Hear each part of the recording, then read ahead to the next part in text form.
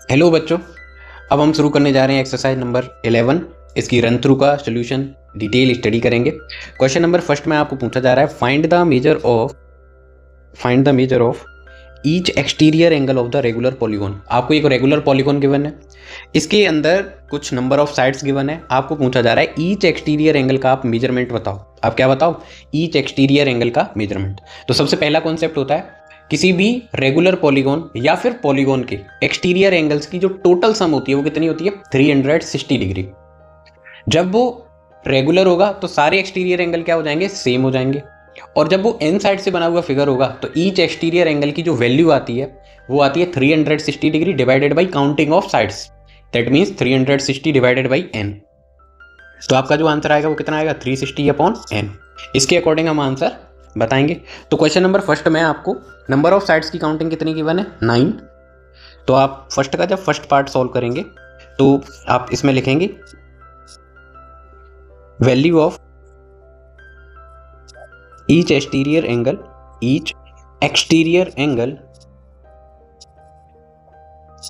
Is equal to 360 divided by n.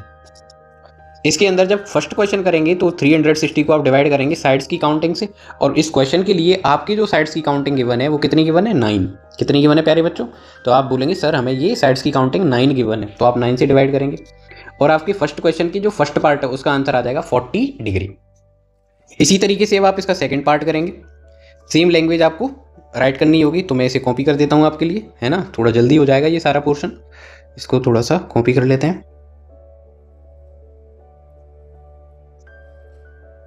तो ये complete expression मैंने आपके लिए कॉपी किया। अब इसका जो रिमेनिंग पोर्शन है उसको सॉल्व करते हैं। जो सेकंड पार्ट है उसके लिए साइड्स की काउंटिंग 15 दे रखी है, तो अब आप 360 को 15 से डिवाइड करेंगे। जब आप डिवाइड करेंगे तो आपका आंसर आ जाएगा 24 डिग्री।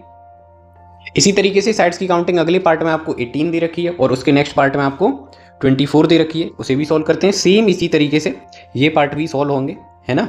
तो आपको ये सारा कॉपी करना होगा।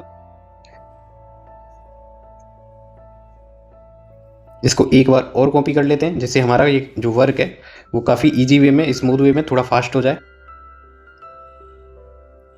अब आपको इसके थर्ड पार्ट में नंबर ऑफ साइड्स की काउंटिंग 18 गिवन थी, वेयर एज फोर्थ पार्ट में आपको ये 24 गिवन है। आपको इन दोनों वैल्यूज को क्या करना होगा? सॉल्व करना होगा, 18 के लिए और 24 के लिए। जब आप 18 के लिए इसको सॉल्व करेंगे 360 डिवाइडेड बाई 18, तो आप इस आंसर को राइट करेंगे 20, बिकॉज 18 टू क्या होता है? 36। इन सिमिलर वे 360 को जब आप डिवाइड करेंगे 24 से तो आपका जो आंसर आएगा 24 बन जाए 24, 12 रिमाइंडर जीरोस के साथ आ जाएगा, 120 हो जाएगा। 24 की टेबल में 125th प्लेस पर आता है। डेट मीन्स एंगल की जो वैल्यू आएगी वो कितनी आ जाएगी? 15 डिग्री। इस तरीके से आपके इन क्वेश्चंस के आंसर ऑब्टेन हो जाएंगे।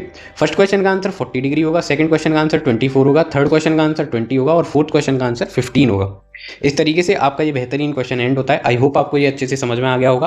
पूरा फॉर्मूला बेस्ड क्वेश्चन है जिसमें आपको ईच एक्सटीरियर एंगल के लिए फॉर्मूला लगाना है 360 अपॉन एन, और आप आसानी से आंसर ऑब्टेन कर सकते हैं। अगर आपको ये वीडियो पसंद आए तो इसे लाइक करें। Thank you.